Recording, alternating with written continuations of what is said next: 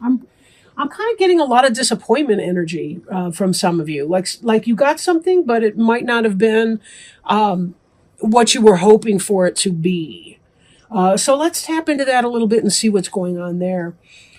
The card on the bottom of the deck, which I view for additional support into the reading, kind of that one card summary, is the Wheel of Fortune.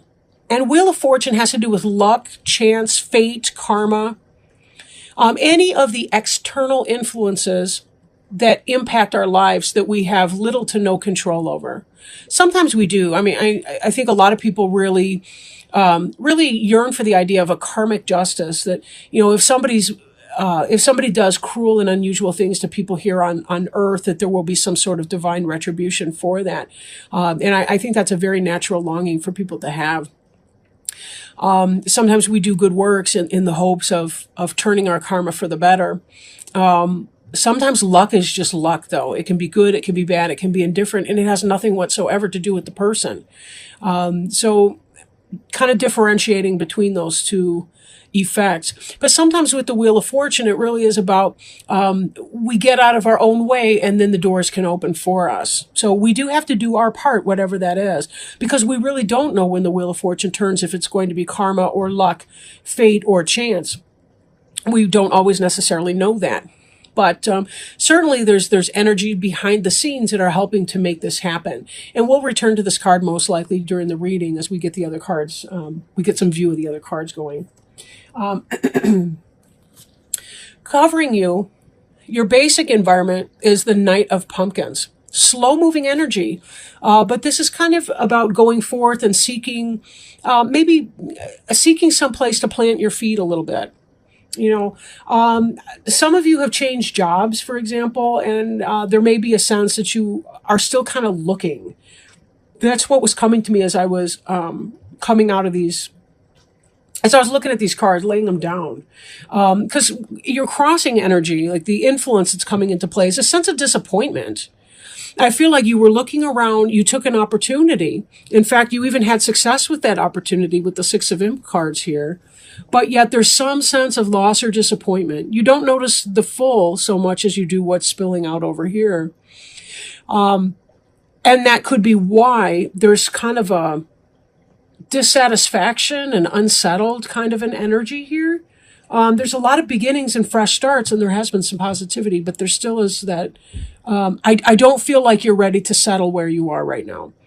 Right. But this is slow energy. He's kind of looking around. Maybe this is you putting out job applications or, putting forward that sort of energy into that. So there is a disappointment. Even if you got what you wanted, it still could be that there's a disappointment. Kind of like, say you graduate high school or college, that's what you wanted to do, but there can still be that sense of loss or disappointment at the end of that, because it's kind of like, well, okay, now what? I'm mourning the loss on the one hand. I'm grateful to be done, and yet I'm a little scared about my new steps. So that's kind of the energy that's embodied in here. It doesn't have to be about a college student, of course. It could be a job or career change. This Seven of Imps is about you thinking about moving on to your next thing. Someone's pointing out the house at the top of the hill. Could be a haunted house, could be a positive house. We don't really know. And there's a sense of curiosity and looking around. The faces that we can see have different expressions on them, but some of them are looking back at the smallest one, saying, what do you want to do with that? This figure right here represents you, the person who's moving on, and trying to get a sense of, yeah, we're moving on, but we don't really know to what just yet. But this is imps, and that's the fire suit. So that's sort of about taking your passion and putting it into action. And that's clearly what they're doing here, is they're moving on. So that could be motivated in part by disappointment, but it's harder to move on into something new if you're focused on a disappointment in your present tense or past tense, as opposed to looking at something positive that you want to be going into. In other words, if you're the mule attached to the cart, it's harder to move on because you feel the stick poking at your back than it is because you're chasing the carrot in front of your nose, right? We always want to find the carrot in motivating us into action. Otherwise, there can be a sense of lack of direction or a sense of confusion that comes about with that if we're not really sure what it is that we want to do. So you did get something that you wanted, but you're still feeling that sense of dissatisfaction. Could be that you moved out of one situation that was bad into another situation that may be better, but it's still not quite where you feel your heart wants you to be. And certainly in the past tense, the recent past, or present tense moving into the past, we have this card of thievery. Either somebody stole from you or you stole from them. But given the disappointment here, the disappointment is conveyed by this little figure in the cat suit. And this is the card of disappointment, heartache, negative action against you. The moon is not thrilled with the hamburglar over there on the right-hand side, the big tall figure. The cat is looking angry. And the bats seem to be hovering in consolation, even as the kid in the clown suit is providing consolation to the kid in the cat suit. But this energy here is so much about the disappointment. Disappointment. And again, we see that here too. So it was from this kind of energy where it felt like a theft or someone stealing something from you or treating you unfairly or unkindly or taking advantage of you in some way into a new situation that still involves some kind of loss in spite of there being the victory. You got out of the frying pan into the fire, I guess. But the new situation, I don't feel like it's quite as bad as, the fire analogy. But anyhow, in the future, the immediate future, we have temperance. Temperance has to do with peaceful waiting, right? There's a process that comes underway. And we know that this night energy is slow because pumpkins is the slowest moving energy in the deck. And this knight is basically standing still. His horse is shifting weight. It's not even moving forward. We have the sense of disappointment. But as you're waiting for something new to come into your life, some new change, some new opportunity, it's very important that you check that you're not making your wait more uncomfortable than it need be because of an attitude. You have the right to feel disappointed or frustrated or lost or lack or any of that. But it's always best to clear that energy in a healthy way. Allow yourself angry journaling, crying, talking to your friends or your therapist or whoever you need to talk to about it. Give vent to your feelings and then be sure that you're doing self-care so that you can put yourself back into a positive space again. Do your meditation and ask for spiritual and divine support, whatever that means for you. The card representing you here is the Page of Pumpkins. The Page of Pumpkins is somebody who's inquisitive, a student, earth sign, Taurus, Virgo, or Capricorn, somebody who's a scholar, has learned a bunch of things. But here she's put her book down and now she's looking at something. She's holding something material in her hands, right? This is about taking that learning and making it manifest, right? Learning how to actually apply your knowledge, and that energy is carried further into the Knight of Pumpkins energy, because knights tend to be about going forward into the world and using their learning to create something, right? But this is still kind of that scholarly or learning phase. Now she's out of the books and into the science lab, I guess. Doing experimentation and so on. But this can also be the beginning of a new business, a new start for some of you. You may be trying to create a business on your own, doing something like that. With that kind of guidance, that may be the most positive thing that you can do for yourself, creating a new life or new environment. Now, in your environment, things are not very clear. The moon can be about deception. It can be about he's going mad, howling at the moon here. He's a lunatic. We have the contradiction of the French bulldog. The French bulldog is the domesticated dog. They have similar ancestry here, but yet he's calm and he's civilized, essentially. He's been trained. He's good. This character, he's dangerous. He's bending wires. The skull, the pumpkin, they all look afraid of him. Right? The cat looks aggravated. Look, what the hell are you bringing this unstable energy in here for? So in a world that may be unstable for you, be careful that you're checking in with yourself so that you know what your best options are and continue to follow your leads into some new pursuit, whatever that might be, right? The Hopes and Fears card, this is about getting away, making some big escape. But this card here has to do with theft, stealing, getting away with something. So be very, very careful that you're not engaged in some kind of thievery or that type of situation. You could be afraid that someone's going to try to steal from you again, or do you wrong again. Keep your karmic side of the street clean.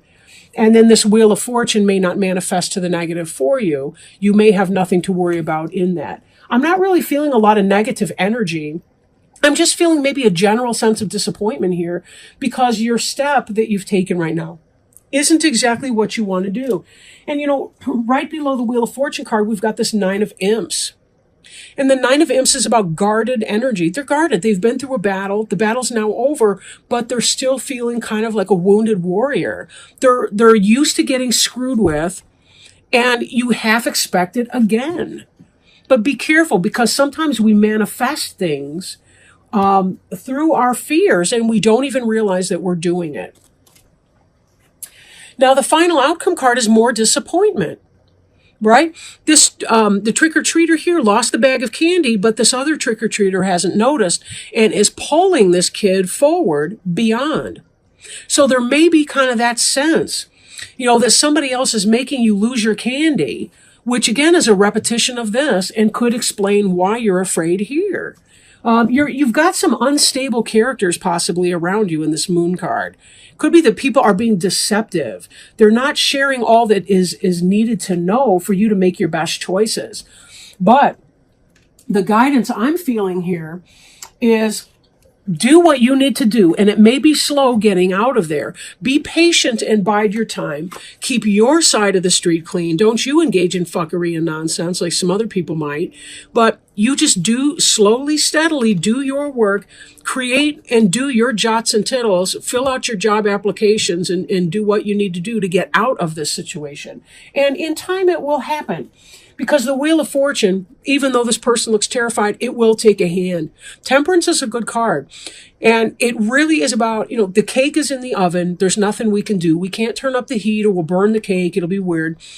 We sort of just have to bide our time in that and allow for fate to have a hand in it. If you do what you need to do, keep your karma clean, in time, the universe will catch up. They are orchestrating things behind the scenes, even if you don't know what that is just yet. So be patient, and remember that patience is ultimately peaceful waiting.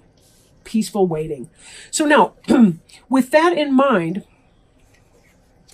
I do want to pull a Alice in Wonderland Oracle card by Lucy Cavendish. Beautiful cards. They just were released in September.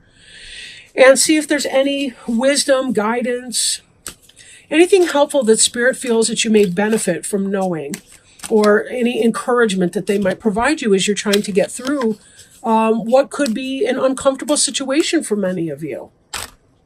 Oh. Investigate. This one just kind of popped out at us. I've been having a lot of luck with that lately. Investigate. Look closely, ask questions, and think before acting. Give me one moment to look up the card in the book here, and then I'll read it to you. These tend to be a little bit long, these explanations, but they're totally worth it. So we have here, no, I'll look first. And that's a quote from Alice, of course. Too many people blindly follow others, and in many situations we can find it easier to go with the flow, to trust in other people, and even to follow orders. But Alice does not do this, not until she has thought it through for herself. She may be impetuous, adventurous, and curious, but she is also sensible, cautious, and inquiring. Alice remembers the good, common sense advice she has learned through hearing stories of others' mishaps. And right now, you must be like Alice. This card, in fact, let me pull up this Temperance card because that's kind of what I'm hearing. This card asks you to check something carefully before going ahead. You are being encouraged to take a daring new path of action, and while everything is most likely well, you still need to take responsibility and remember to be your own guardian and caretaker.